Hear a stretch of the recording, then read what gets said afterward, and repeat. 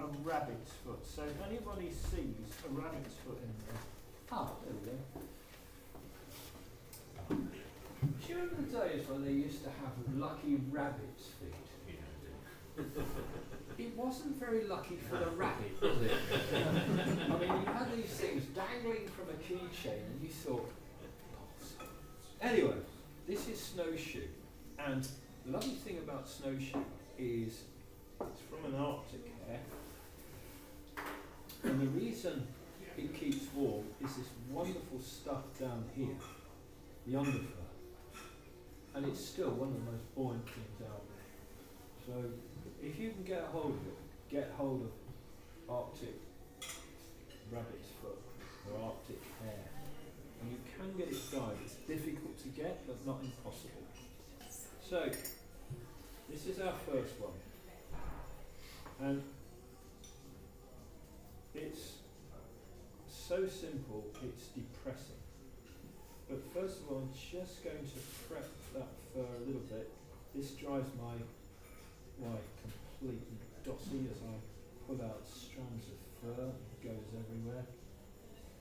The dog runs around with most of the other bit of the fur in his mouth and chaos. But so there it is. There's that little bit of fur there. We'll just even that up. But I'm going to trim that back. Lay that down there. So that's pretty. I'm trying to keep those fibres open. Now this is actually quite important because the silk that you, or the thread that you choose, will determine really what goes on underneath that dubbing or whatever it happens to be. So I used to think that you could get away with just say white or black, and I'd come away from that. I never used to think that, and then I went through that phase of, and you know how you go through the phases of flies anyway. That's the best, and that's the best, and that's the new best. But here, I've found that having orange or something like that is a very, very useful colour because there's an awful lot of orange in the world, in the insect world. If you look at the eyes of certain olives, bright orange or bright claret in the case of iron blue. So, to me, colour is important. And I should have explained what I'm doing for the newer viewers. Those who's just started out fighting. Just get an idea of that. Don't be shy. Have you just started or you? Yeah, okay. You've done it. Right, so this is for the younger viewers and the not so younger viewers who are just starting out. Firstly, when I do a fly tying demonstration, I never assume. Because I don't know who's a genius out there, and most people know fly ties. But I put the hook in the vise like that.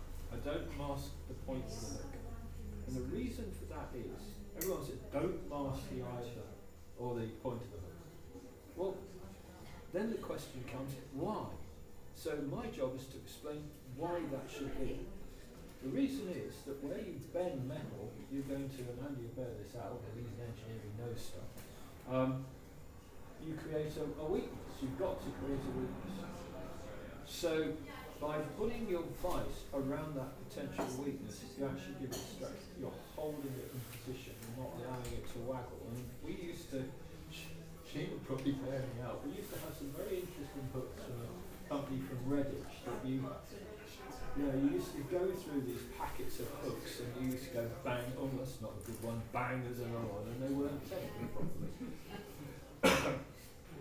But now is the point where you can actually go in with some degree of surety and know that the temp is good. You don't have to twang it and turn it into a musical accompaniment.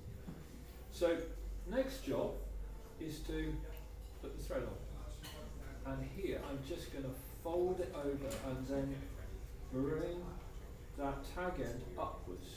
And the reason I'm doing that is the next wrap will fall exactly down and follow those terms and give you touching toes. Because if you don't, well, I say if you don't, invariably if you don't do that, you'll stray open and you'll go, oh, hang on a minute, I'll just get that. The idea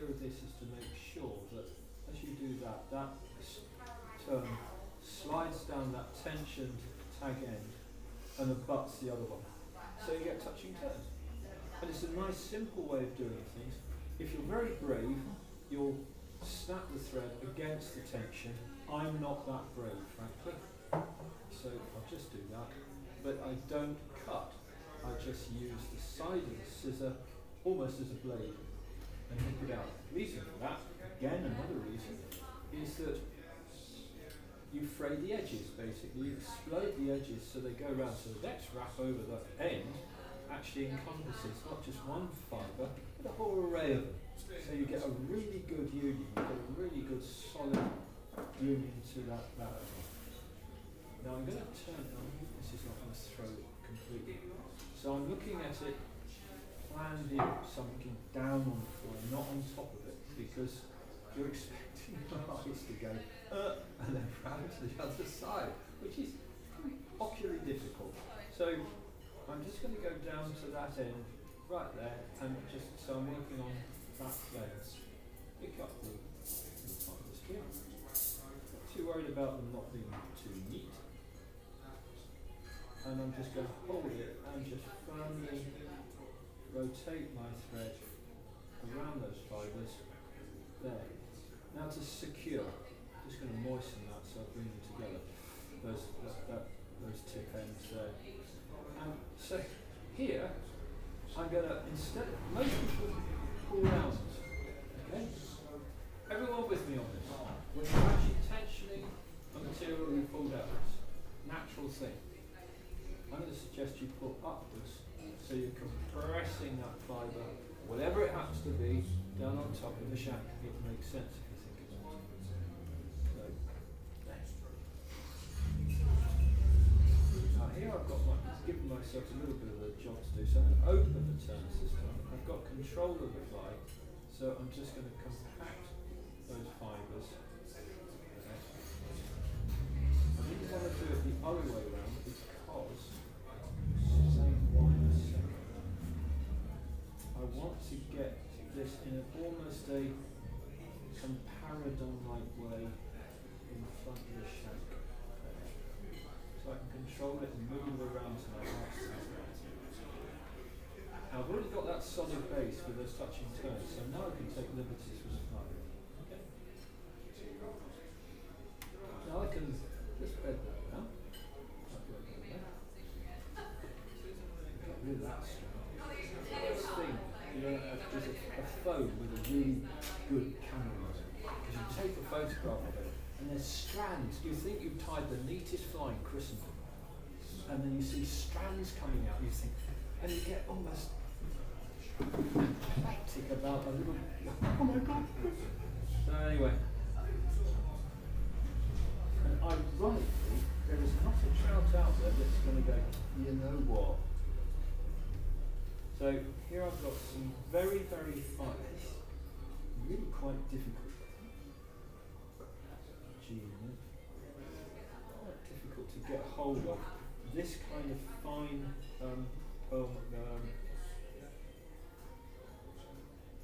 what is it? Holographic. But I can't. Hold on. Where do you go? It's true, you haven't got the light all around you. As you get older, light is. Let's just get all the excuses in first, shall we? Right, so here I've got a very, very fine strand of holographic. How do I put it in? Anyone tell me? Do I put it in? With diagonal. There? Like that? Or do I put it in like so?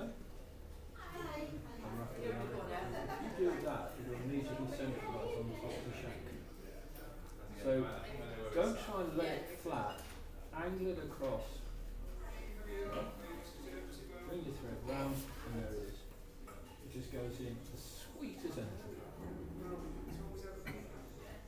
Now I've cunningly got a nice little rubber O-ring there, which just holds everything in place. There's a mad genius called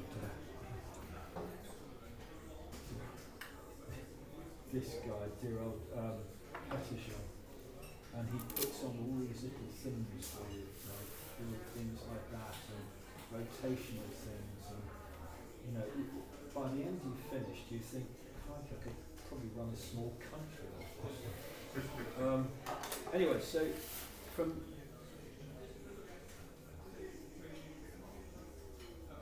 the other part of madness is David Judenica. He does the best hare's fur I've ever seen in my entire life.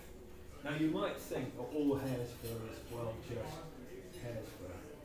Not with David. You get Arctic cream hare's fur. You've got, somewhere over here you've got cappuccino. Oh, this is hazelnut. And he breaks it down, and he must spend his entire life just looking at these strands and just putting them into packets like that. And thank goodness he does, because he does do a cracking good job. Now, dubbing. Does anyone here hate dubbing? Right, so, two ways of doing it. Put wax on it, okay? The thing about dubbing is confidence. It's literally confidence. It's just saying, get on there. The other crucial little bit of advice I can give you is to, what I call, give it air. When I say give it air, I mean open up the strands. Okay? So you can actually see the world through them. That will allow them to interlock like so. There it is. So a fear of dubbing needn't persist. There it is.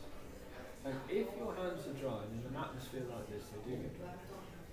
Just moisten with glue some and go and squeeze it out. And I'm not really tightening that dubbing too much because I want the thread to bend through.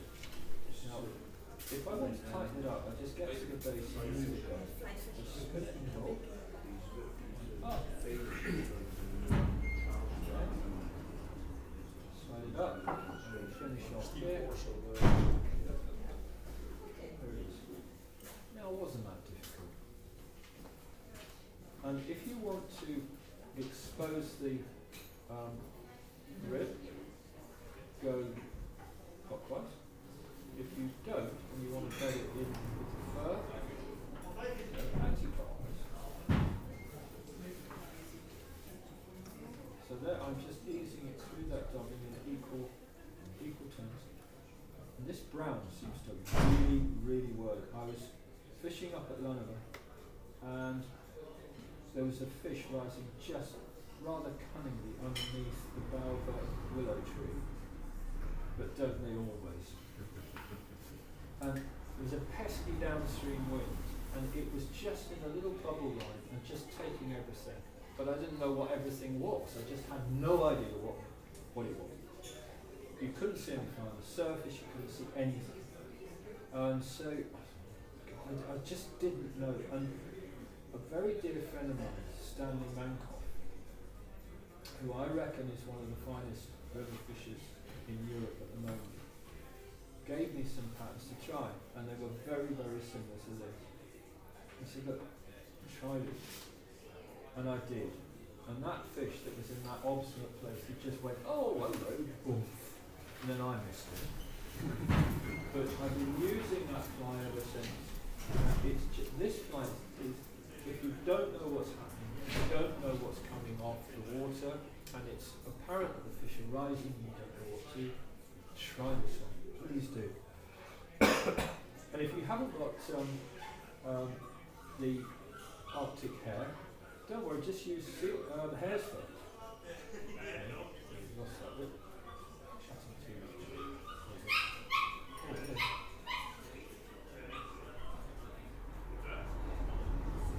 And to the management, I promise I'm not a Labour MP.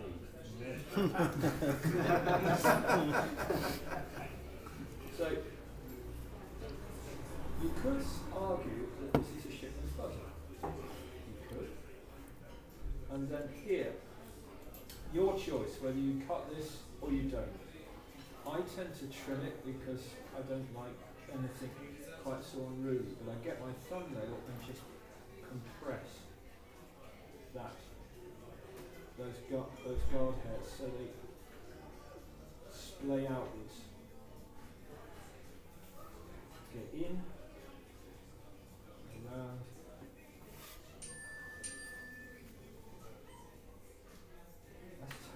Is that the chips though? That's what I was thinking. Poppity ping right there.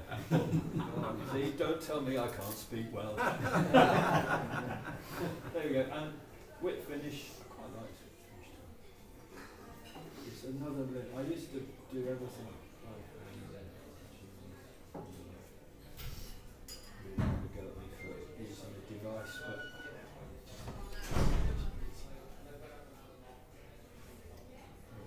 there's your first fly in the evening. You can trim that back, or you can have it hatching like that, like an explosion of ghastliness. But, and again, I'd always save my scissors by just going in, just doing that. If you've got sharp scissors, that'll happen. But you can, I'm going to cry now, because I'd like to leave it like that. You just do it like that. And the travel on. That strand.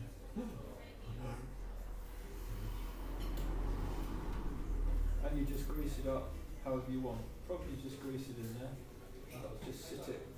The nice thing about where you place grease, floating, is you can determine how it fishes. But this will be very buoyant there, so it's intended to fish right on the surface line. So there we are, boys and girls. The first fly of the evening.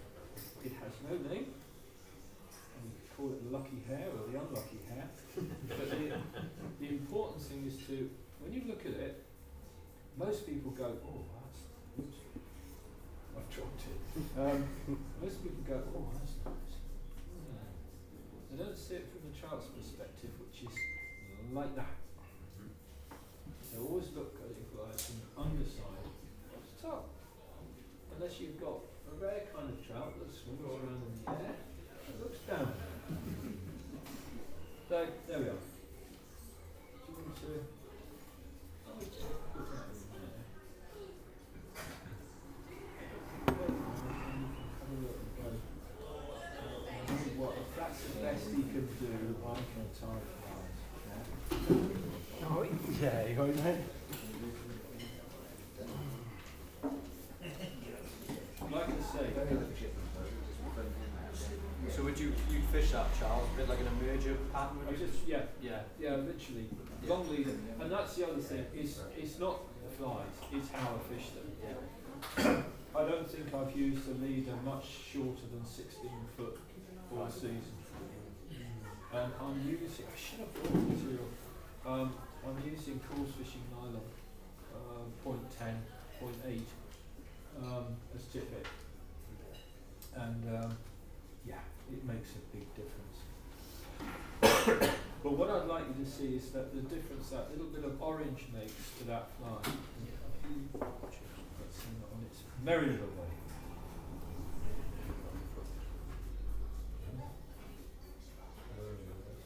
Focus on the voice. Yeah, cheers. Right, so this is going to guarantee me never to go to heaven, this fly. I promise you that. So, and I think somebody mentioned that they wanted a parachute. Yeah. Okay, we can do that as well. Has anyone come across a Dynamite Harry? Has anyone used a Dynamite Harry? It's fantastic. Does anyone know where the name Dynamite Harry came from? It's a shit base. Yes, it is a shit base. That's fine. But Dynamite Harry, I thought, I was introduced to Dynamite Harry, and I thought, I'll look for this chap called Harry. It doesn't exist. Dynamite Harry is a cartoon character in Sweden, and that's how it got its name, the Scandinavian pattern. It's really good. But I'm not going to do that now. I'm going to do this one. So I've got yeah, I will use that actually. Somewhere amongst this carefully selected group of materials, I had a lovely blue dun, oh there, a dark blue dun pen cape, like so. I'm going to introduce this pattern now. Glasses on. And look, will you pull it? Sorry, That's right, sorry, Charles. will you please sing out? I'm going to do I'm going to do this pattern, and then I'm going to do something entirely different, because every evening should have a narrative, and I think what I'd like to do is go around the room and ask for an area of fly time that you find really difficult, or you are struggling with, or you want an idea of approach. So put your thinking, whilst I do this, put your thinking hats on, and if I've got the material, I will work with it, and or I will just substitute it. Now it could be parachuting, it could be winging, it could be anything. So have a think where you might go, I wish I could do that, but I'm not sure how to. I mean, I'm not saying I've got the answers, but I'll give it a stab. Right, now, can you just imagine that orange is the new claret? Okay? So, make a couple of wraps up there, and make those foundation turns of that one. This is the way in which I was taught to do patterns of this nature. Indeed it was. And first of all, I'm going to have to go through this cape. It's just too good for the likes of me to find a hackle that's even vaguely long enough. It really, everyone's impressive. I'm just measuring this up, even there. It's a little bit on the small side. I want pulse and I want action. I want it all actually. There we go. Now of course, having selected this very expensive American handle, I'm going to take most of it off. But there we are.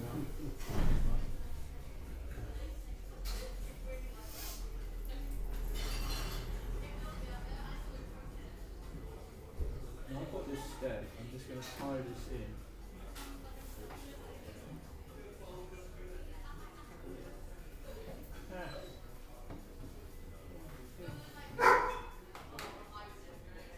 And just ease this forward.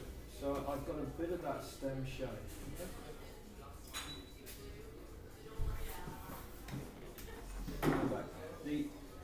When you're first starting out, the all too easy thing is to crowd the eye, is to think, right, I'm going to put all my stuff in there. So it's very difficult to actually come back from that and say, no, I can afford to do that. And it's only discipline and practice will get you to do that. You know, it's really important that you leave a little tiny bit that hasn't got any thread, only has bare eye. So now I'm going to go down to the end here.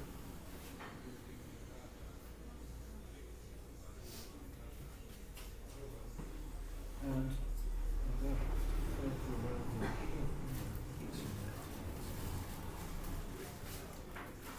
find some pearl.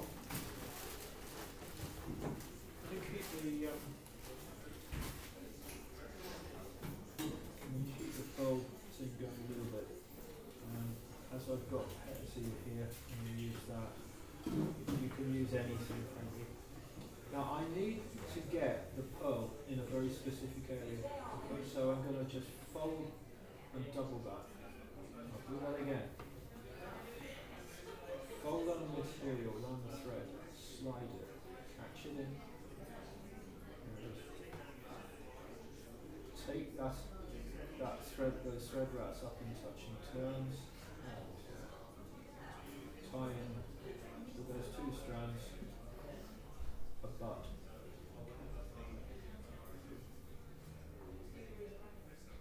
Your thread is in a perfect position now just to catch in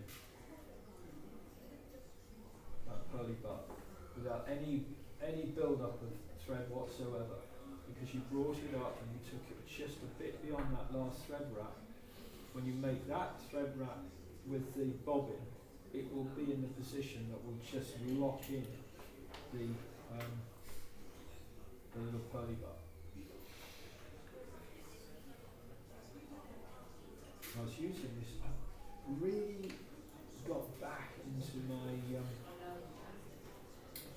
wet fly fishing, my proper, team of three dancing across the ripfall wet fly fishing. Loving it. So I'm going to put in a rib or this gold mile or gold wire rib, and I've measured it. I'm going to see if you can see this to where I've finished that last wrap on the hackle.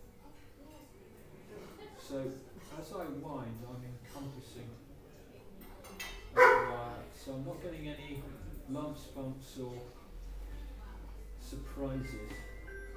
Oh, someone's busy.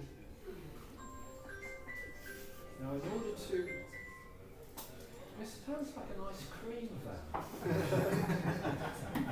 we very wickedly told our granddaughter that she's only, bless her, she's only 3, that sound made by the ice cream man is actually somebody selling vegetables. Now how wicked can a grandparent actually be? Anyway, right, so I don't want too much thread build up, so how do I avoid that? Just open those strands of thread by spinning it. And how do you know which way to spin it? Well, if you stop time, you'll see that it will start to rotate and want to open. And just increase that opening by going, it's ready to receive that lovely stuff that you all want to use dubbing it. I'll make it easy for you. I'll put it in a use this. I think I'm spoiling you by using this one, but I'll use it. I'm going to get a very, very neutral colour here. This is rabbit, and I'll show you another way of putting in that dubbing. I'm just going to rotate that fine, a little tiny taper down there and slide it up to that first turn, make a wrap. Now it may not seem as though I put in very much, but if I moisten, I'm just going to hold and spin, and hold and spin, and then just ease that out a little bit, and match this up shape. And I can have total control of that dubbing. I can push it forwards like that and get bulk, or I can strand it open and make it sparse again. In fact, you can get it to taper, you can get it fine at the point, but bend the hook, pat the middle, and taper off to a fine point if you want. So I'm going up to there. You could argue why by putting a rib. It's a fair point. Don't really need it, but I will go counterclockwise. Or clockwise, actually, in some instance. So I'm just going to go up with it very openly indeed, because I want to show you this bit. If you go in that direction and you make a turn there, you're not locking it off, and that's when ribs can unravel. Okay? But by bending it back, actually locking it off. So I bend it back towards the bend and then take a wrap over there. A little bit of a turn there. Never cut do the honourable waggle. Eventually it breaks skills. And the reason that is that if you cut it, you create a very sharp angle, really sharp. And that can sever your thread. So by wagging it, you actually make it quite smooth. And just to finish, David's wonderful, just a bit of thoracic interest. Also my fingers, dry. There it is. Now I shall move my, crease that stem a little bit, advance my thread forward to the right, and now I can get in with my handle plier.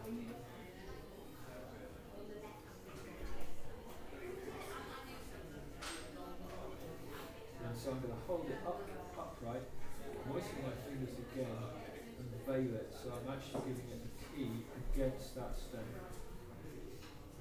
So I can make a wrap there. Oops. Back on front.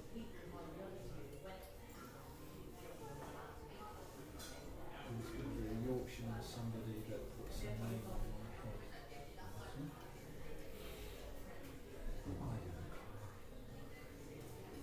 And in order not to trap those fibres, I'm just going to ease and rock that thread through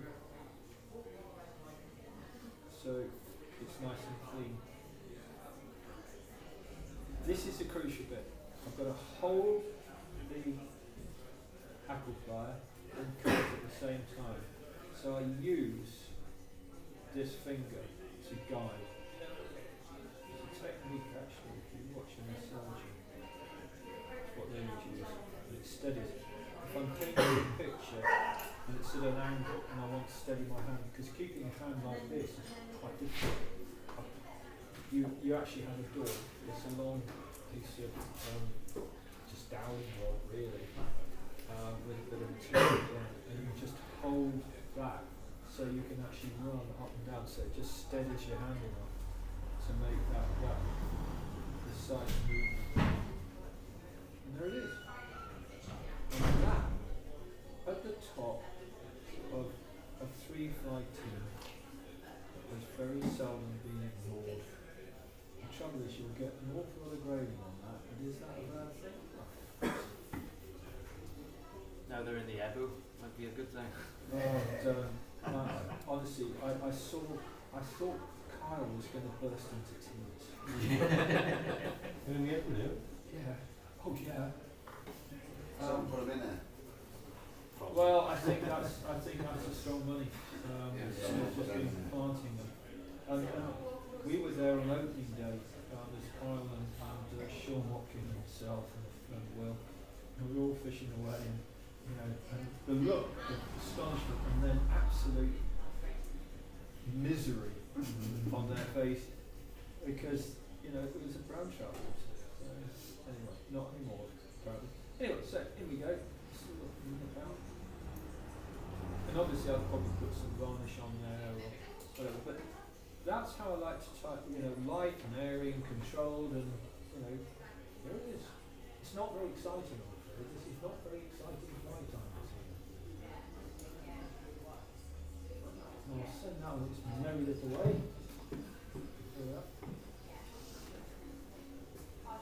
I do try and go for the neatest fly I can possibly make with my advanced age and failing eyesight. And I'll put a bit of varnish on that.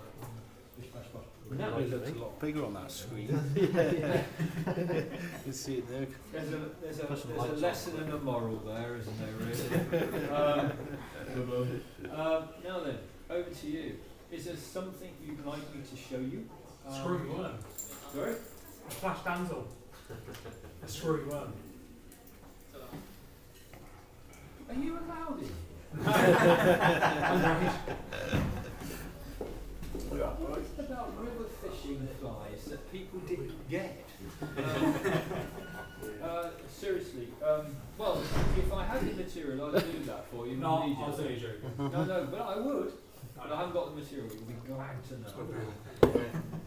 Right. In fact, they're just The fact that I can't do a squirmy work, actually, you know, you say that, squirmy work is one of the most difficult flies to tell. Yeah. It's just the same. Yeah. Because the actual material goes everywhere. So to control it, you really have to. Oh, is it? Yeah. You have to choose the right thread and everything. Yeah, it's not easy. Otherwise you get those little bulgy. Not that I've ever tied one, you understand? No, I've never done it. Right, is there anything I can show you right here, right now? Because I'm going to do, I'll do a duck style, which people kind of like. What's your best type of immersion? One I do. Yeah. The other one. Okay. Yeah, we'll do that. Can you give me a few seconds just to get a material? What size is that, Max? What size fly was that, Charles? That's on a 17, 15. I beg your pardon, 15. Which means it's not quite a 16. It's not quite a 15. Right, merger you want. A merger for what species? Trout? A fly.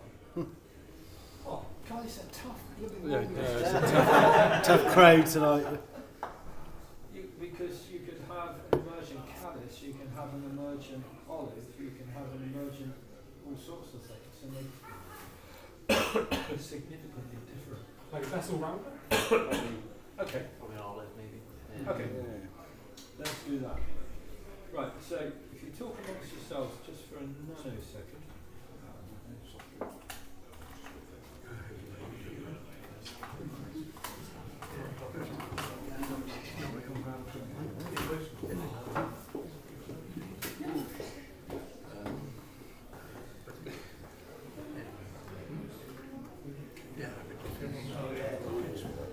Straight from work tonight. I had a cat first, to get a dog or anything. I haven't got time for it. Because in the morning, I guess I get Indian chief in the morning. You love that? Sorry, that's what you need for.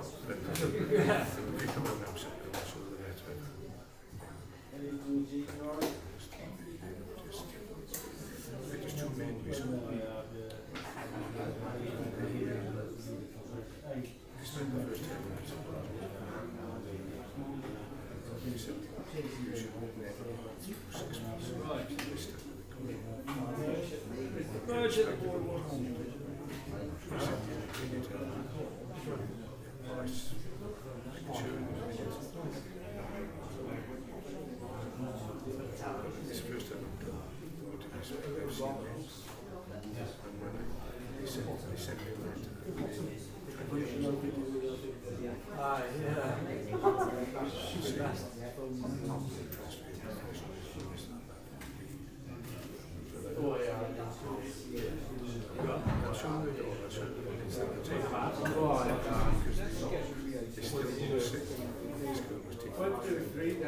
Panel, open file alarm, set fire alarm off, reset fire alarm, red the lobby, walk to the panel, silence reset, 0 hash, lock fire alarm,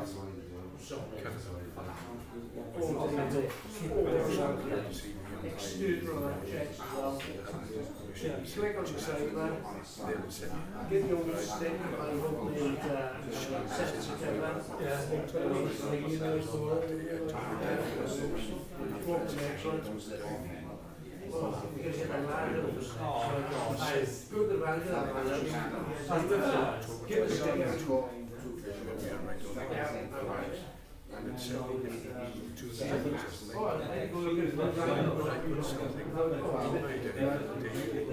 Put a tissue on it. Come back. I've got a job. Toilet now. She goes through China. That one back. So we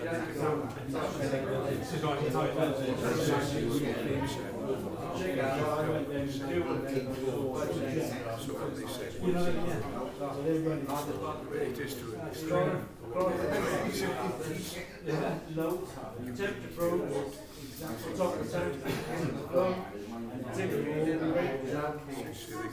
two back of the tank, If you read the last one, it's repetitive. I keep saying the same thing. then it gets to all that.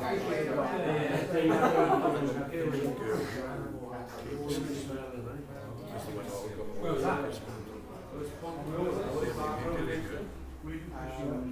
They had an interview on that day. It's a hard part for you to bring back on, isn't it? If I was doing my own job, let's say we had the team,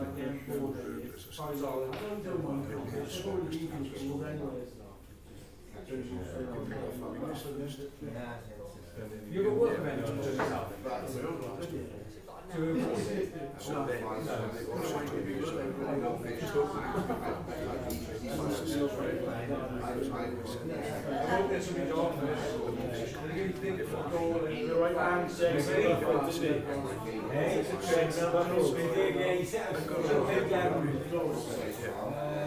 told me brother came I bet you're going to pass it. Thank you.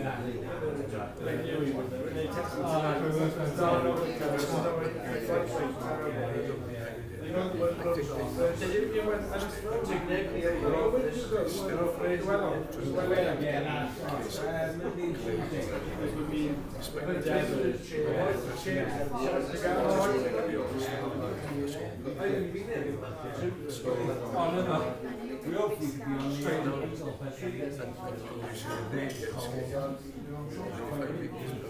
Yeah, a few hundred rides. There's been so many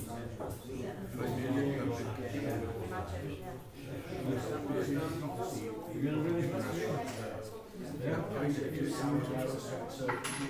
went there twice, went to the club, and then they catch us. They definitely got me spinning once in a while. The spinning ball.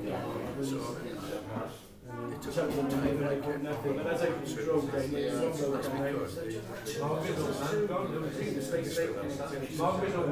there's so many of them.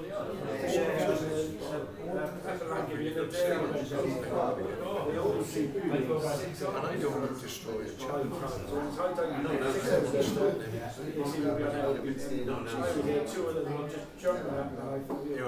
And up until then, I've only sent within 20 hours. And then I went and did it, saw two, nothing. And the day they did something, two and six things. At last, when I entered the ring, Oh no. there was air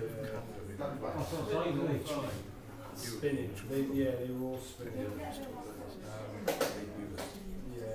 They were big some of the team and then they were 15. It's the when I read it properly, just to see each of the it's quite interesting. I am exhausted, but a lot of it was last fishing up in North Wales. Yeah, I stayed in the house 35 miles away. Got a ring. Tuesday was a practice day like today. And that was on Tuesday. Thursday, it was all over the ring. It was cold. So I don't have to wear shoes everywhere. Yeah, if you're seeing competition. Yes, in the national police. I mean the waves to the camera then, sorry. Yeah, I've been the film course.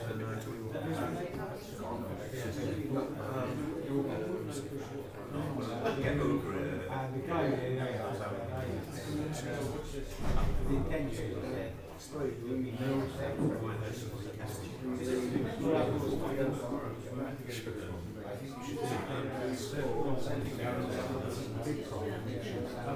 You won. You won. You did it. You won. Right.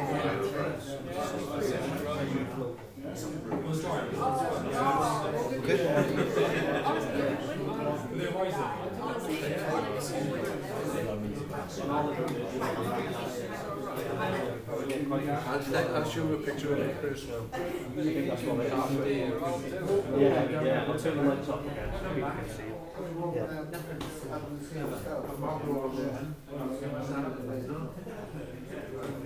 Come all the way back up. What's happening is, wash day.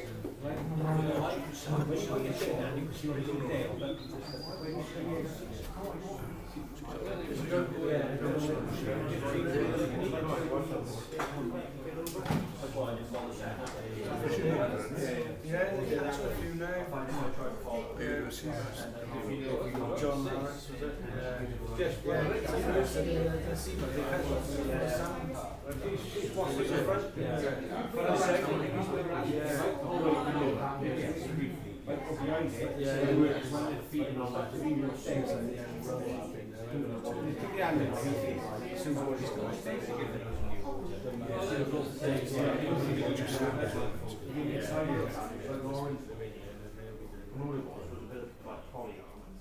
Coming off either side of it, and he said you just flush it, you just fish it dead, because it's just completely dead, no drip, no plant drip, orange, and then white. It's still been there. Issues with that. Oh yeah, So it's like, great. seems like a good thing. Probably because he just wants to touch your wax. Yeah, that was interesting. There's a lot of people who Stick your finger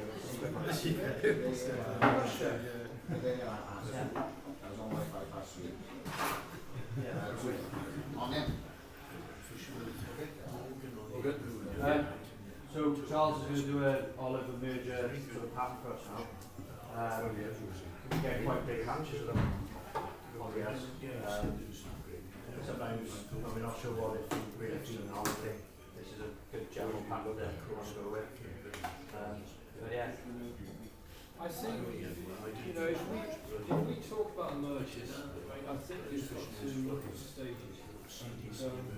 It can be really crucial. If you've got a heavy patch, it's really crucial. It's good once you catch once you catch one. To be honest, I've rarely been let down by a patch because it seems to position everything where it needs to be. But having said that, I think we can learn from still water, and this is where there's a crossover.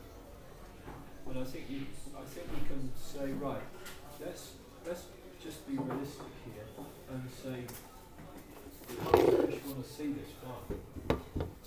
Now, if it's in a state of hatching, they'll want to see one of it in and a bit of it out.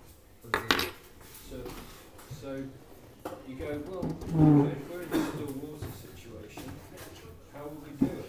Well, simply you tie a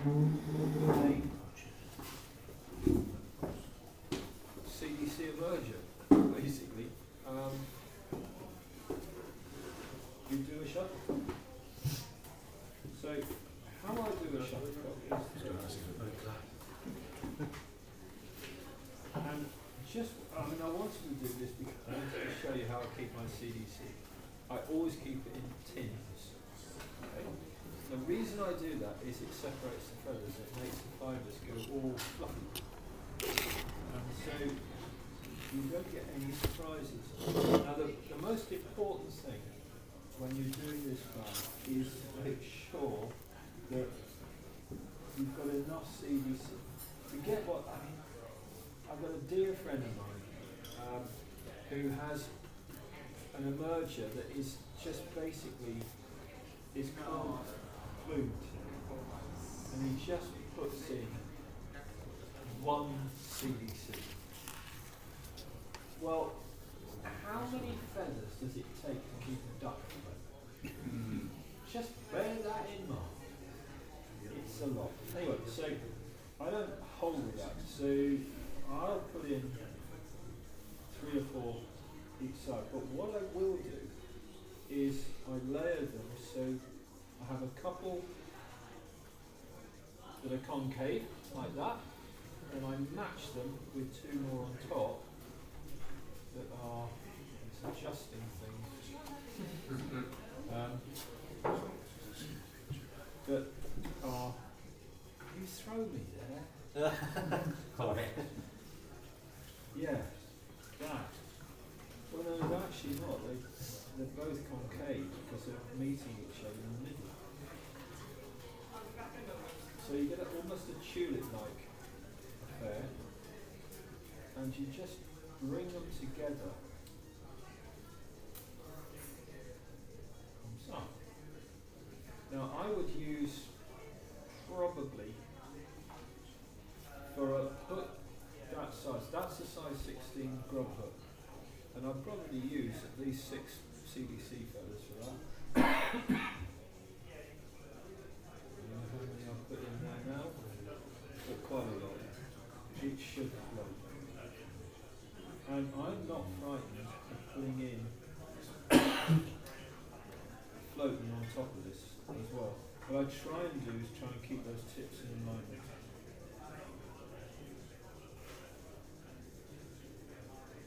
So I like to keep that natural fuzziness. And then I'll circle my thread and pull upwards there just to really cinch those feathers in. And look where they finished up. That's fine. Little turn underneath and then on top. So you've really got a good plume in there. Okay. So try and find the scissors that you put somewhere. It's on the front there, Thank you. right in the front. Can't see a thing.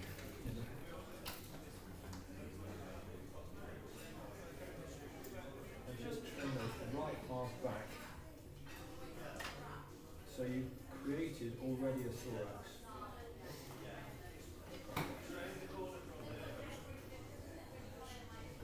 So again, I want to flatten that thread, so I'm really spinning it out.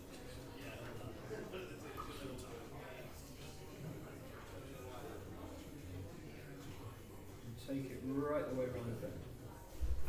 And this is where you can use all this, quite frankly. I would, if I put my wood duck in, I would probably use that, but I don't think I have put it in. I wish I had. Yes, I have. This is difficult to get hold of. But if you can find a shoot where they've got the odd mandarin duck, you're in real clover. Try and encourage them to cull mandarin duck. I don't even know if you're allowed to, but if you are, Sure we can get a few from somewhere around. there you are. There's your mission should you choose to accept it. Aaron's got some questionable animals in his box. That's Don't know where they've come from. This frankly is the right attitude. Camera keeps Now I'm just going to rotate, and I'm doing this on purpose. Do you want to hold off from this? I'm just keeping that thread really loose and then rotating around, and I'm using the fact that I know I'm going to put thread pressure around the back of the hook to separate those fibers there. So I don't need to do anything underneath or around or anything else, I just rotated it round.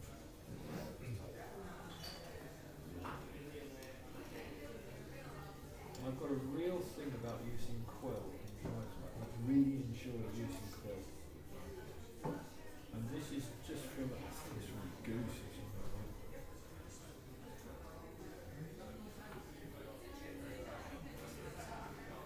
What were the tail fibers again? Sorry. Wood duck. Wood duck. Yeah, or mandarin. Oh, you could use mallow, to be honest. Now the important thing you've got to remember here is to build up that taper. And you can do quite a lot with thread management here. Just keep it open, bring it back. All the time you must very much, you're in control of this file at any point. So you can alter the way it goes, the way it's tied.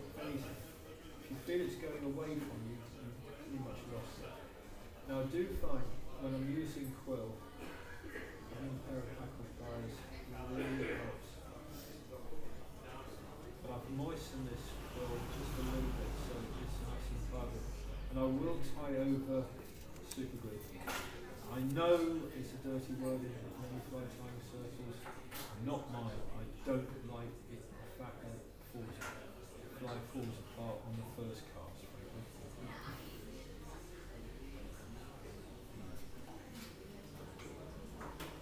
Now there's that thread in that perfect position to accept that quill. And the nice thing about this, I think it's turkey quill I'm using.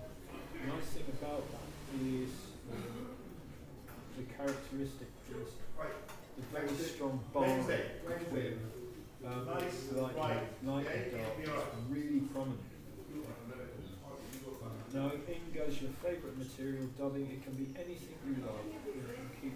You can contrast it. Contrast it. You can do all sorts of things. But again, be in control of it. This is just rabbit dubbing. These are good. I don't know if you've come across them. They're trout line. They're a very good company to deal with. They're from some strange country in Europe, but they are very good. I saw some wonderful materials in a Russian supplies, and I thought, I'm going to get all this stuff. It's really good. And I tried to use my credit card. My bank did not like this at all.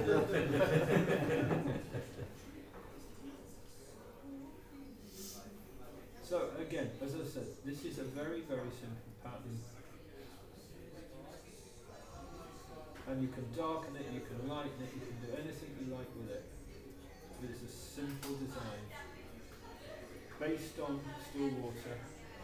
Throw it out there and just have confidence.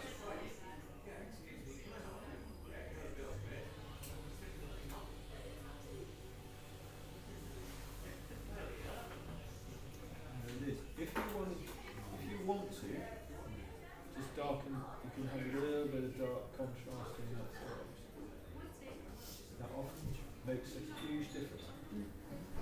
That's enough. Everyone puts too much dubbing on. Everyone.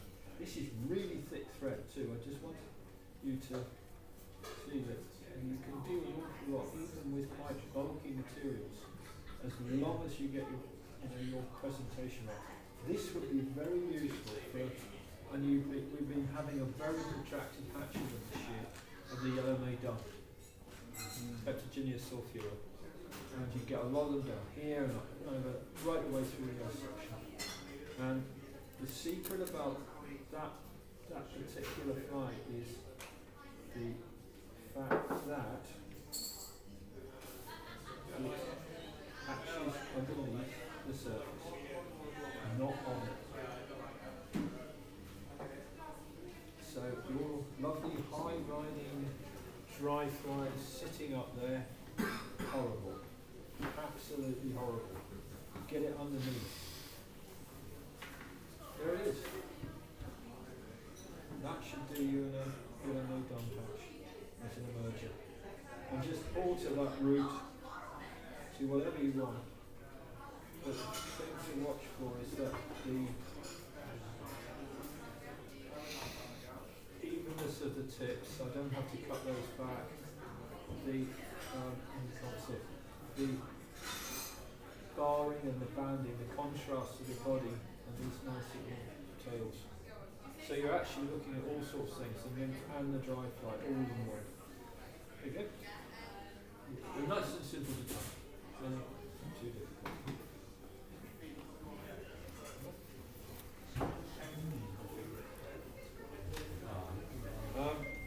The reverse of that, let's do that for you. Start leaving ducks. Look out, mandarins. It's not going to be good, is it? Not for mandarins. Not tonight. It's the worst night of their lives.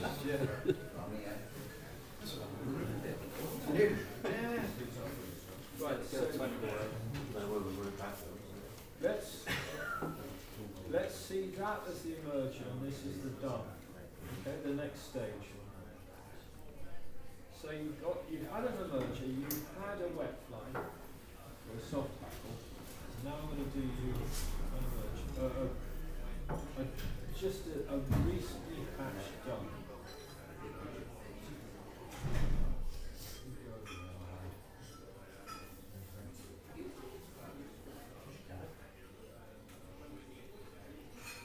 And this does. Right, so we're back to our nearly fly here, 17, 15, 16.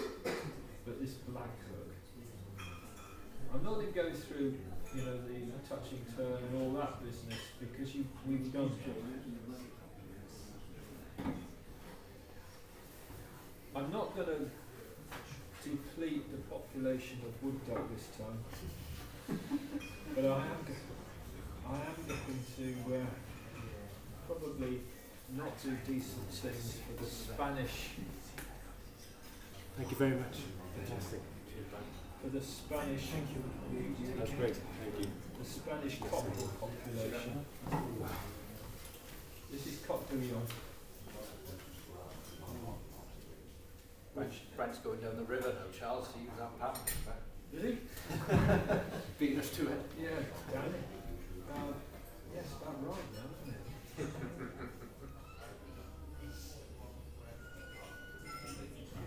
Right, it's too long. You want it about the same length as the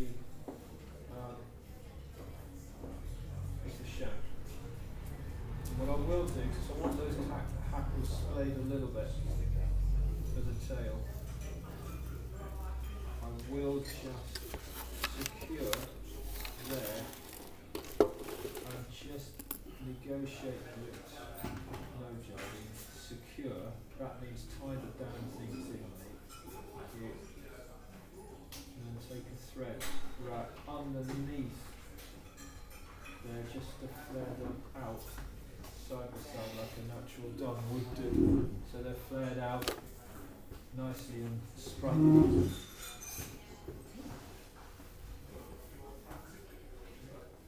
Now, this is where you need to know your dubbing.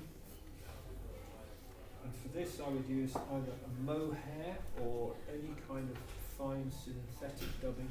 This is really more for pale wateries, little medium olives, things like that. Because this dubbing is now going to do one of two things. It's going to be both body and rib. So I'm just taking a turn there, sliding it up, taking the thread right there, holding it, moistening my fingers, and really turning that dubbing strand into a tight coil. And I'll let the strand out a little bit. Down. Tighten it up a bit more. And now I've got a really, really tight body with a rib in it.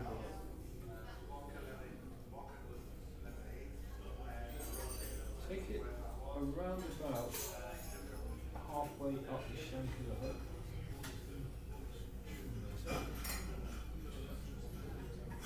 And I can just pull that out to my heart's content and tie it off. In fact, I will tie it. Hold it up right. There's my body form, both from the dubbing and the.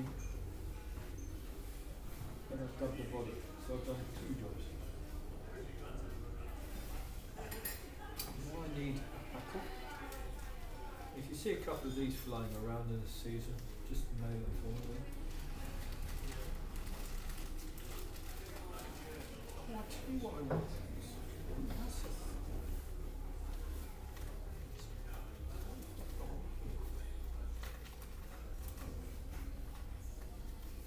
Because this is how I was introduced to fly tying. I hope so. Yes, I hope so. Okay, so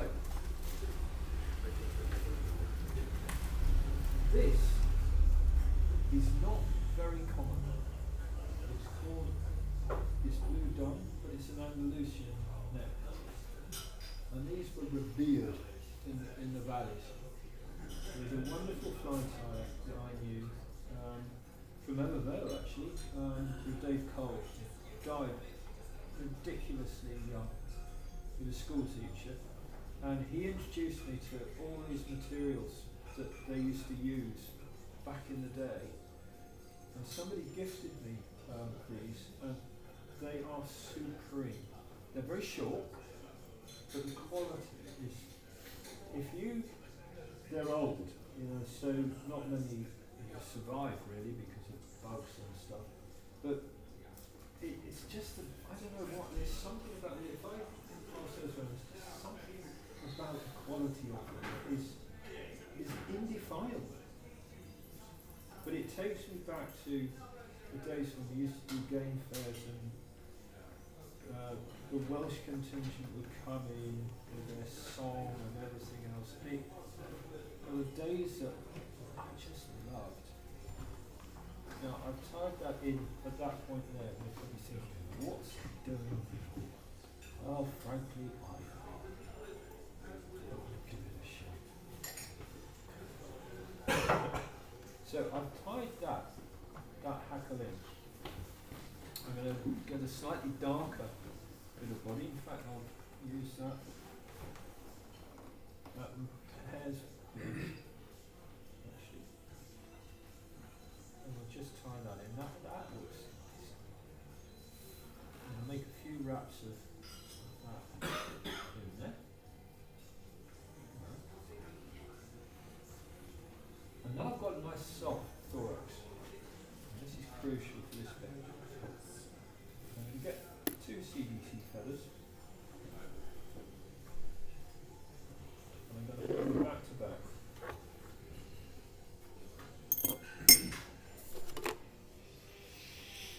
Make sure they're in alignment, which is always tricky. They seem to move when you turn them. Why that is, I don't know.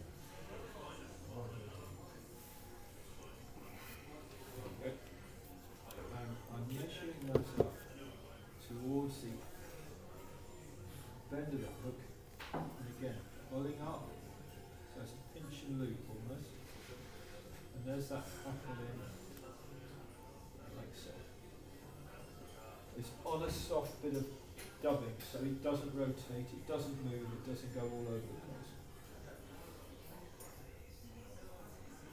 Go with my scissors, but keep hold of that hackle. I've still got quite a lot of hook left to work with, which is exactly what I want.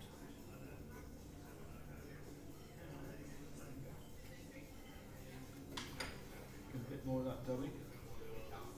Really lean with it. Really, really lean with it. And this fly goes back to the time when I was introduced to CDC for the first time by a guy called Roman Moser in Austria. And he didn't tell me it floated, he just said this is very good. And I can't recall very many patterns being used with it. And I took it back and thought, oh great, this is exactly what I want. And I was looking for a fly or a material that would be like the wings of a freshly hatched duck. And I put floating on it. And I didn't realise I wasn't doing the right thing, but it looked alright to me, and that's how I got the ducks done. And it's been okay ever since. And that was, oh god, way over 20 years ago. So anyway, and this dates back to that time, but the important thing is to tie those feathers on. Be careful of that tip. On a bed of dubbing. Otherwise, they don't seem to sit right. Fold them forward, and you're going to take a couple of turns, lift up, of hackle immediately behind that wing, and that's what props it up. That's what gives it the dun aspect. Slightly going back like duns do, but that locks it into position. And you take the turns through that thorax with the actual olive thorax wax material bending through those hackles. You get to the end and you just use that thread through. There you go. Again, steer the hackles in with that finger. This is the time when if you get it wrong and you've only caught that hackle in with just a turn or two of thread, you watch the whole thing start to unravel. Now, I don't know about you, but have you noticed how the hackle never seems to unravel quickly and get it over and done with? It does it painfully slowly to begin with, and then it increases speed and becomes disastrous. So, try not. My old mentor, a guy called Jim Hatchell, his favourite saying was, if you don't enjoy disasters, don't have them. And that's kind of what I try to do. So we've got quite a lot of hackles sprouting out in almost a jingler-esque way. And if I haven't got any partridge here, because I would have done you a jingler. And the jingler is, thank you. I'm sure I had more hackles in this.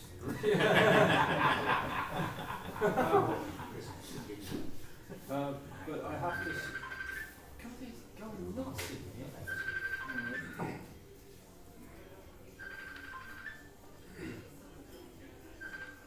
There we go.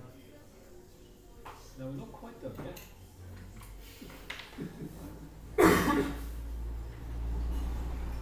Because what we're going to do now is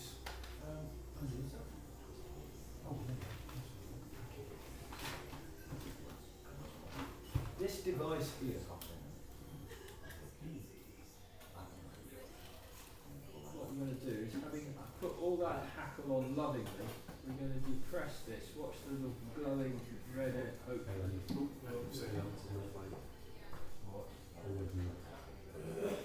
Oh, you've got to smell it. Come on. I think the battery's wearing out.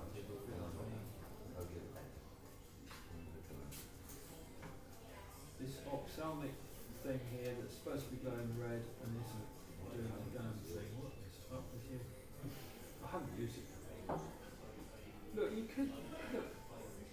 This is a very wonderful group. Could you try a bit harder? Failing that, get a pair of scissors. Yeah.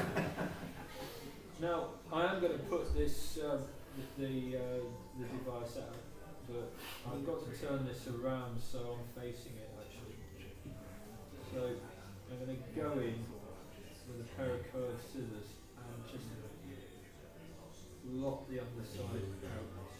So you get a semi-parachute. And I'm not, for this river, for the chalk streams, I would keep a much shorter hackle. But for these rivers, I wouldn't. I'd keep it as long as that. So it sits flush in the film. And that's the duck's done, but more of an us version. But what I'd like you to get that. The most important thing is, and it's the orange eye. Actually, you'll see it when it comes round. But there you've had a dun, you've had an emerger, you've had a sort of semi-nymph. You've pretty much got the whole thing. We haven't talked about March Browns. We haven't talked about anything else. But I have given you my flies that actually work on this river. And I can't do much more than that. There are others. I think going on the telephones that are ringing and people dashing out to get the last rise and all the rest of it, it's probably time to stop. No, it's actually it's really early. I mean, I'll carry on if you want me to. Well, whatever, yeah, thank you. But what I would like to do is I'd like to come if Morgan, if I'm allowed to, I'd like because you're only just down the road. I'd love to come and do another one for you. But one, I'd like to do a jingler because by a long margin, it is one of the most important flies that you will have in your box. So what do you call it? A jingler. Well, how with an explosive fly. Yeah, it's a jingler. It's I think it's a Scottish pattern, but it's one of the new breed of soft tackle dry flies. And it's flipping, well, I'll show you one. March Brown jingler, yeah? No. No. I had the set for Christmas, the Feathersmith one, and I used it right up. They work. Yeah, no, they work for Marsh Browns. Yeah. However, in this little magic box, it just so happens. I mean, I'll be quite happy to pass this box around. I mean, I will have to kill you after you go out the door, but.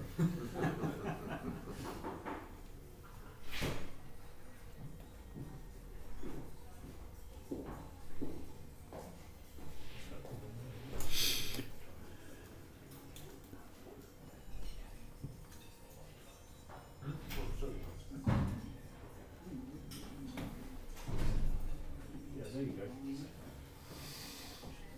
That's the badger right there.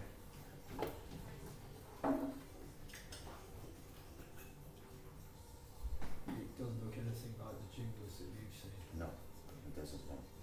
And that is, honestly, Sunday evening, there was a fish rising, it just came up and it started circling around on the surface as they do.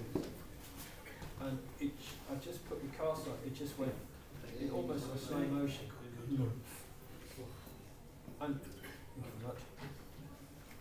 Every time that went, excuse me, I'm going to sneeze, I'm not, very embarrassing. Every time I showed it to a fish, it wasn't refused. And subsequently, I found with this jingler style, it's really intriguing how they'll accept that. The other slightly spikier dry flies, the other types of flies, very often are flies that get rejected. There's a number of flies. If I look at the box and I look at the sort of flies that I've been using all year, they're so soft. I'll tell you what, because I know what's working, because they're in here. Or not, because they're the ones that didn't work and they're in here. If you see what I mean. So finding them out of almond, anyway.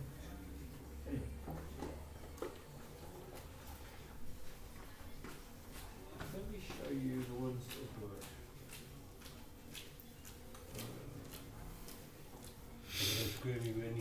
Oh, those are fantastic. I can't recommend those higher enough. And the snakes? Oh, those snakes, yeah. Well, you know me as snakes. Oh, these are good snakes.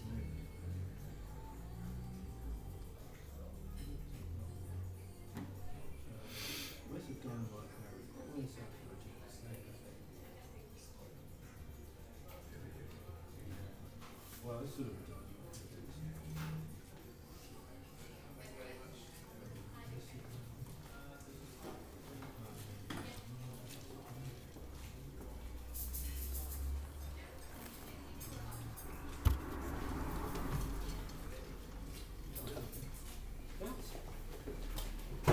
when I actually look at it, these are all pretty much all the ones I use.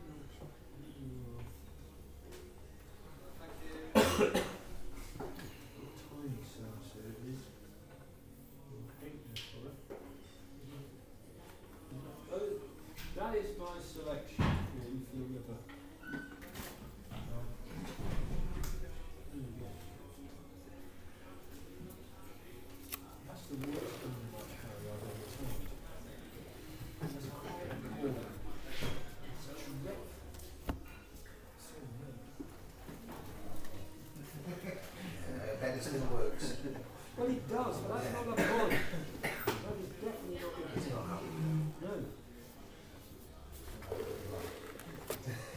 Here, where did it go? I threw it away in absolute abject horror. There it is. Where are you? Yeah, people get it. It's cursed, of course.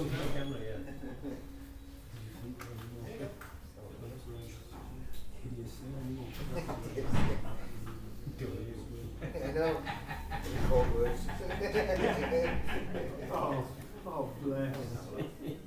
That's a proper one.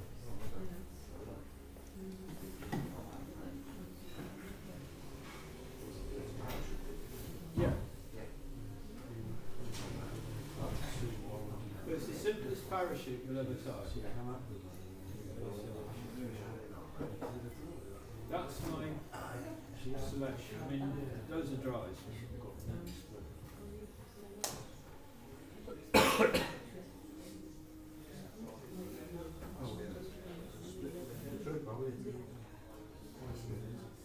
That's for granny. Those little tiny stones there.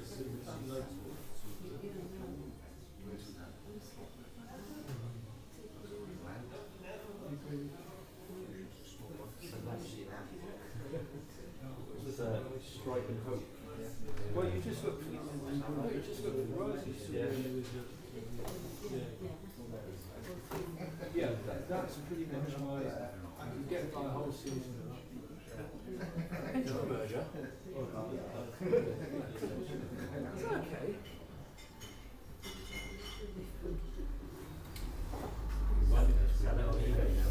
Aye. You want to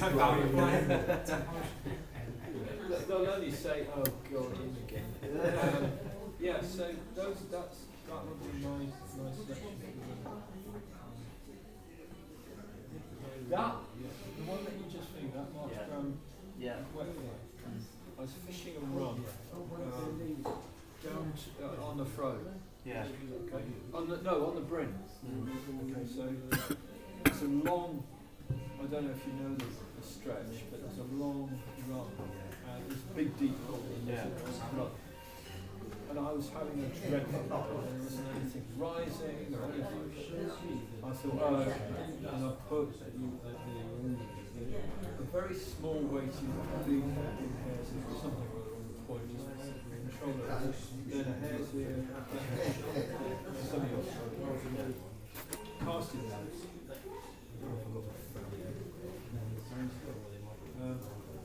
Danced it out, and I'm a great believer in upstream, let it come down, drape of line, and I never feel the fish. I watch the fly line, always, and that fly line just lifted off the water, just a fraction.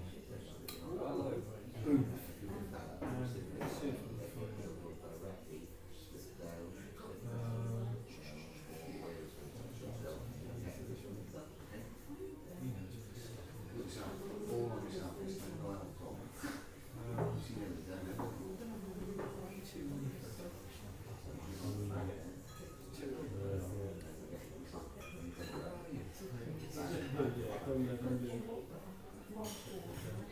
Often before the sort of evening hatches start, get very picky fish feeding on what you really can't determine what they're feeding on. I'm assuming they're on sort of midge or really small things.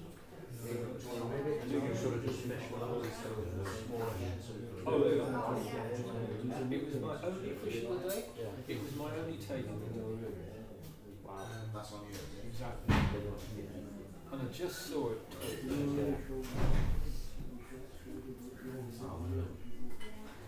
Don't know whether, a couple of pounds through it. Yeah. Whatever. Probably, 3 maybe, yeah.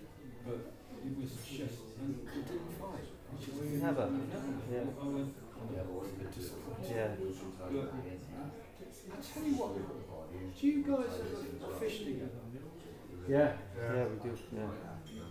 Well, wouldn't it be a good idea to come down one evening and just have a fish, and I'll show you some of the techniques I use? Wouldn't that be a better idea? That's my next plan, is to try and get something like that working. Oh, let's do it inaugural. Let's do That'd be that. good. Yeah, that would be good. Because you know, casting and all that. Flying is just one part of what we do. Yeah. As you all know, it's the leader set art, the angles that you take in the river, and all the other things that go to make you, you know, a fisher of that particular area. Why don't we do that? Good, yeah. Okay. Brilliant. Can I do that? Okay. Yeah. Try and find a beat that we were all members of or something. Well, you know, surely, Probably a race or yeah, but this is this, the town stretch. yeah. Yeah.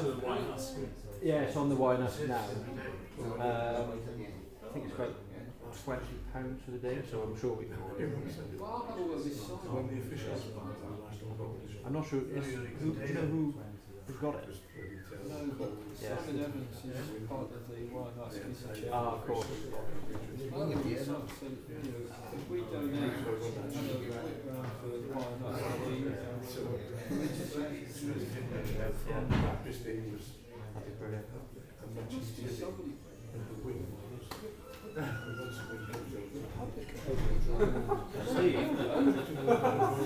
Steve, sorry, do you know who's got the town stretch now?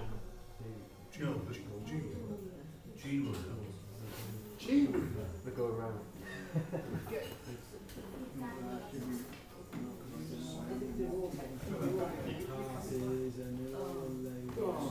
Would you mind, chaps, if I stop? My eyes that's good,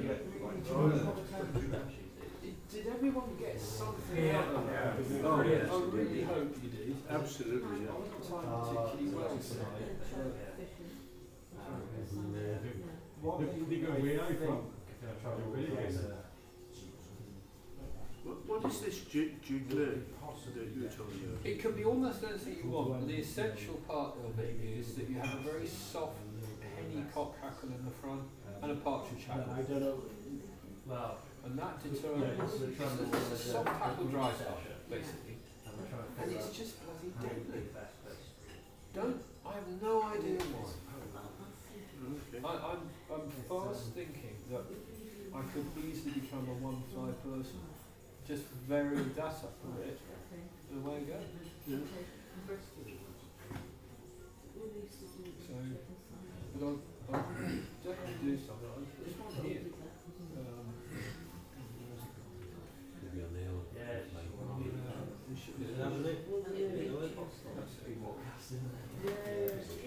just like Charles showed us some techniques. There you go. I've added a wing. It doesn't normally have a wing.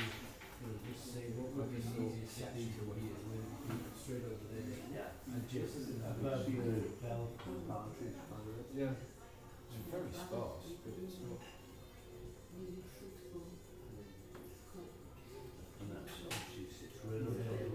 Yeah, and if you don't want it to, you just sort of squidge the hackles down there. I'm not too familiar with And if it sits really low. Well, yeah. that's what we want for you. Yeah, it's really effective. Keep hold of it.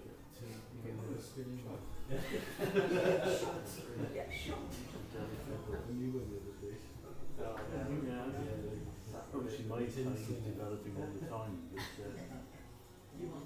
and this is where I'm trying to get to. Yeah, it's just using minimum amounts of turns, minimum amounts of materials. She saw the road All everything you've got. She saw the road down. You know. Yeah, she said she'll find out for us. I know. I'm out tomorrow with John Perkins.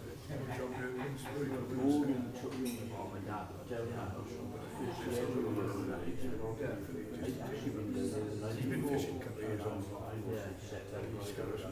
He's a member of the Kenny Stretch. And he asked me, and then he wrote me and said, I told him I can't take it. So I said, what if I say I'm not fishing? I can do that. He's got very dramatic.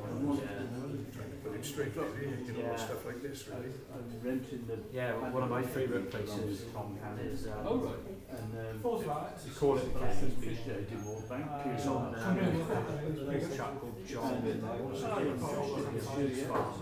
They've got also going to. It's below Beacon. They're checking fishing on that bend. I get Such a great place. to me, it's Oh, I like, know. you know, That's last Thursday. The weather. One of the officials. Yeah. conscious about how it gets Rain. no, they don't actually. Yeah, fish can go everywhere. That's I the know. art. No, I've only ever driven. That's what the art comes in. If you start selecting the way It's the way you It's a lake that when you go, so when do you ever well, the point I want to make is next thing happens, you bring back all the drones. Morgan County took me down there with him. So he was close. And I now got to invest in proper Two water. especially. So it's Running wonderful. away, straight. Marvellous fish. Well, I was looking at sim stuff. I was a jacket 600. But I was using, and I had to use his The chap in the other end of the boat with the engine on the engine. and I wanted Full of Scottish tiny nationals. and And I said to him, Mr. Owen, I'm not going to this but condition. this right helps these I had 4 then in the UK. enormously. But it's the rod average you can take 3.2, which is awful. Little things. I tell you what I used to do. The sugar rod is the most important thing. I know, Like can be called Stony Creek. yeah. University rule that you usually constantly student. I mean, eventually you will get a certain thing on your shoulder. Even now, I've used it all year. And still, when I start training, just like turn on those off. If you think just treat it, it'll keep going. But I joined the kid I had last week. I put it in it's interesting to hear somebody talk about actually implementing it. I don't, it all one of the worst things is that halfway through the competition, you're freezing cold. You can't concentrate. And you know, it's all because you're wearing You're okay for the beer? Yeah, for Do you not drink? Well, I might have It's good turning, Yeah, thanks. Sort of. yeah, it's I'm good. glad it's good. whitish. Yeah. Ah, God, yeah. I never thought it. Oh, you're doing a great job. Pinot Grigio. Just trying to Well, just said the John Bergen said it, you know. Yeah, I'm good. He's absolutely knew it, didn't he? He said, I'll take you on the boat. I said, Morgan, Yep. sorry, I'm going to be rude. I'm Yep. busting in, I apologise. Which bit of the Everywhere. Yeah, Rogerstone. Anywhere up from the M4. Well, can you give me a shout? I'll come down because I mean it's literally what 20 minutes from It's if I had to take someone there who was getting into it just so they could catch some nice fish, I'd probably do that. And then everything dries. We had a dry sit down in sort of April when it was warming up a bit in March, but April really, middle of the day, big hatches. I'm not sure what they were. I want to call them brook duns. Yeah, they would be. Huge. Yeah. And we were fishing like size 12 flies, big things, and it was just brilliant. So we do a lot of walking, we cover a lot of river and find Have you places. tried it up? You've got the fire station. Yeah, in Bristol. Yeah. Have you tried because you what is it when you come to Howie. Sally? Yeah. Have you tried going up any further? Yeah, so I think that's where yourself has been a lot on you no, not oh no, but on the end of going up. Yeah, Cross keys. yeah, so I grew up in a little place called Oakdale, which is up that way, and I used to fish it when it's finished when I was a kid in Crumlin, which is not the most pleasant. The funny smell of it from it really smells bad. But you can, on the Euronext station, you get a lot of these old sort of stone walls, like industrial bits, and it's great because then you've got that deep sort of channel at the back, you can just drift nymphs down to the area, get fish, and then you can follow it right up sort of out into the area, you go as far as you want. And again, it splits off again in a little place called Lanark, and it goes either then up sort of Ebbw Vale, or it goes up to Abertillery on the right. And Aaron and I have caught fish in Abertillery in more wild streams, it is, smaller river. the smallest stretch of river. But it's amazing. Sean is going. Not Sean Watkin, but Thomas? Sean Thomas. Yeah. And he's catching some big fish, and I know he's fishing the end. Yeah. I know he's fishing the end. There are some big fish fairly high up, sort of up above Crumbling Way, but the lower part of the river, I think, is where we've got the lumps, sort of fish that you've really got to have a bit of care when you set them up. Well, I Otherwise they give just you an object. snap the string. The first time I fished the area, I just come into the area, Yeah. and I've been fishing short streams all my life. You know, I've fished, apart from growing up on this road, but most of my adult life I fished short streams. And I like to think, that demands a degree of caution. And so I've come from the fruit, wild fish, short stream, you think, these Welsh fish, they'll be fine. And I've got a small balloon caddis. It's big, I'll never forget it. It's right opposite the recreation ground at Rogerstone. Yeah. Okay? Yeah. And I slipped in there, right behind this log, this big fish.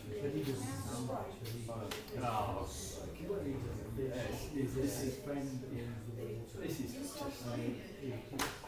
bothering, really. And it didn't so much dash out, it just sort of went, fuck off. And just sank. The river levy from, like you say, Lanark, where it goes to Cwm, and then it goes to Abertillery. Well, I'm from Blackburn, but I worked in the Forestry Commission 63 onwards, in the valleys, and in particular on Cwm Road from the river. Yeah. You could tell the day of the week by the colour of the river.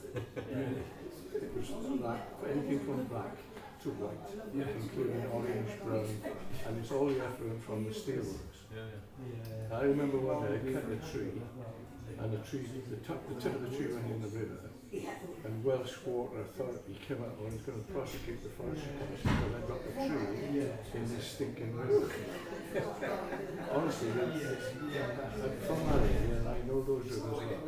There's a lovely article in the Curtin Salmon about 2 years ago. The river listed, did you see it? It comes from the river. You think Scotland and the second page shows the Tesco trolley. Not Luke, his cousin. This is the thing. But the river, that river was covered back in His cousin. but the He done other videos with a test with. Yeah, of course. I can't think of his name. Do you know what? Yeah, I know the bloke. Little tubby guy. Little tubby guy. He's a fisherman as well. They've been catching some nice fish. They've been catching some nice fish recently. Up by you as well. The flat bottom rock. And sucker. Yeah, good spot.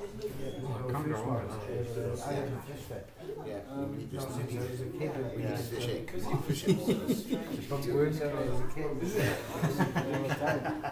Never tried it. Well, this is a different pollution now here, isn't it? Yes. No, the sewage pollution we've got here. We didn't have that. This was industrial pollution. Obviously it was thick black. There was no life in the river at all. And to see that river that I can see now, the rugby days was up there as well. And all the rugby grounds, we come down the valley to across Keys, Worcester, Rochester, and they're all on the banks of the river. And they all got big nets. And all goes in the river. I think it's such a lovely place now to live in.